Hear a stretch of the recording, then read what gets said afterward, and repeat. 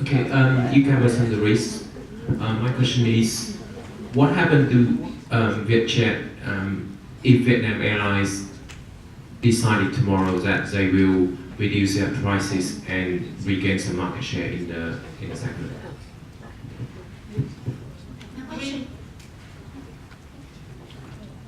But if tomorrow Vietnam Airlines reduce the price or no as yield to the offer to the passenger, we do believe that with the stringent cost management of Vietjet, they have the advantage of offering the lowest price, which is offered for the passenger, as the passenger will willing to pay for Vietjet. And for Vietnam Airlines, they cannot offer the lowest price for full service carrier for a long period of time. So we do believe that the company will overcome this price war. In addition, there are many cases in the world that the full service carrier want to compete with the low cost carrier, but they face failure. For example, this is British Go Flight or Cathay because they lost concentration on their own initial model. So I think Vietnam Airlines cannot compete with the Vietjet. What do you think about Vietjet competitive advantage in the international market aviation? Thank you for your question. In order to answer, I would like to emphasize that even in international scale, Vietjet still has the best class of structure compared to AirAsia. As we already said in our presentation, in 2016, Vietjet sustained the lowest cost per ASK ex-fuel compared to other low-cost airlines in the region, including AirAsia at 2.38 US cents, meanwhile AirAsia is 2.4 US cents. So we believe if there is a fierce competition in the international market, Vietjet will still win. In addition, that the target customer Vietjet in the international route are Vietnamese, but meanwhile the AirAsia makes the Malaysian. So the target customer is different. So the competition is less fierce than everyone thinks.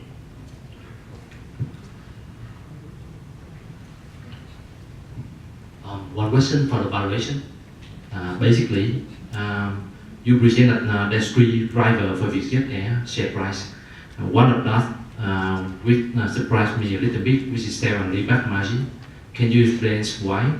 So if by tomorrow, let's say that Boeing or Airbus decide to get more discount for Vietjet, and or even that Vietjet can lower the price even further higher, does it mean that they got a good, better valuation in the future? Okay, the sale-leaseback, about the sale-leaseback margin, as we know that the sale-leaseback contribute a large portion in the profit because Vietjet and Vietjet get a significant discount from Boeing and Airbus with large order.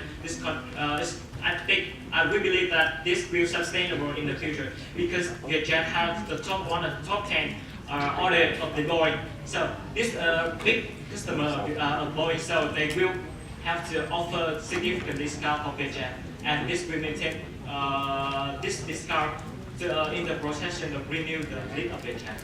I want to add for this point is that with Vietjet, the Boeing and Airbus, they very appreciate the expanding vision of Vietjet. They believe in the company, so if they want to expand their position in Asia Pacific, so they believe in Vietjet and they offer Vietjet with significant discounts so that they will expand further because they have more SLB margin. On the subject of aircraft sales, do you think that there are two different sources of earnings, the core business and what's happening with aircraft sales? Do you think they should have the same valuation in investors' minds? Do you think they have different risks in these two different areas or different valuations that might be appropriate? Can you repeat the question? Of the sales of aircraft, is that an activity that merits the same risk assessment as the core revenue, and does it have the same prospects and valuation?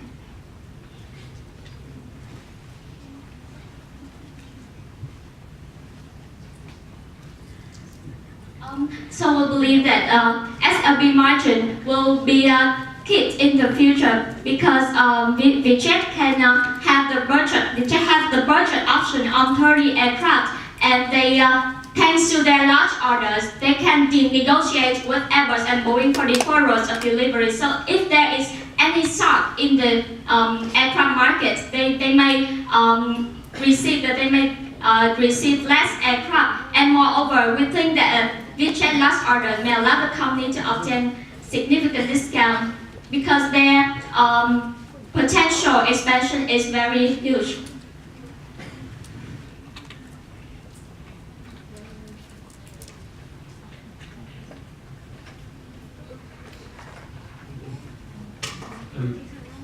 You said, I think you presented, you said they, I'm not sure, you said that they hedging their oil price or will be able to hedge oil price.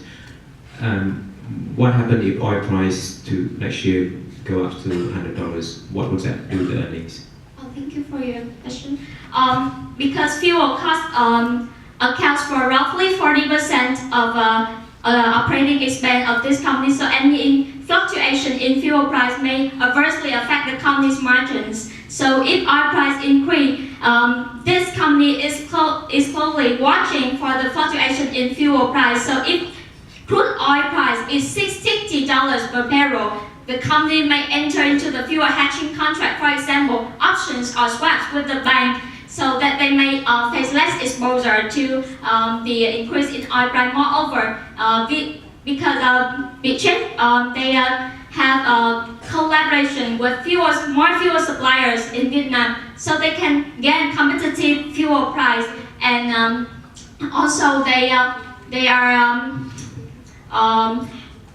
Also, they can raise the ticket fare pass through through the customer. For example, that they can raise in 2014, they can raise the ticket fare 1 and 10 in profitability. As you can see on the slide, the passenger use and the fuel per ASK has a high correlation. And moreover, thanks to their modern fleet, they can save about 15% of fuel on average. And because they intend to fly internationally, so longer flights may help them to save fuel per ASK, because every takeoff and landing consume more fuel than when they fly horizontally.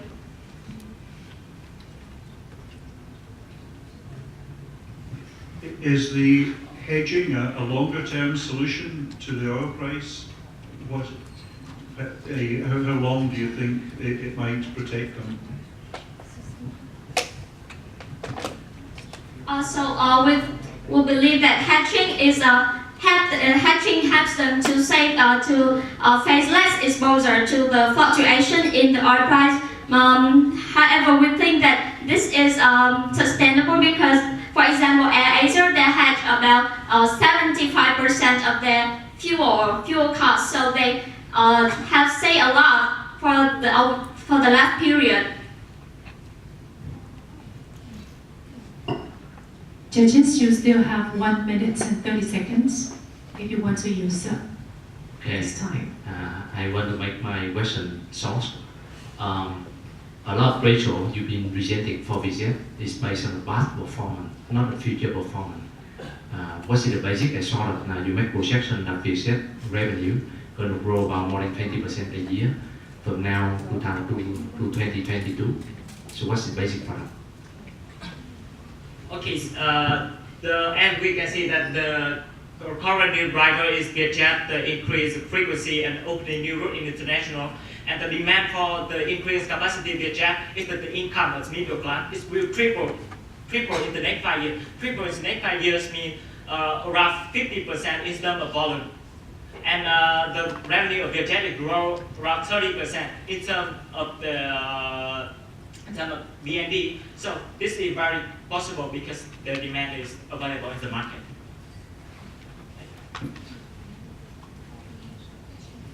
Thank you so much, team. Thank you so much. Team, time's up. Yes.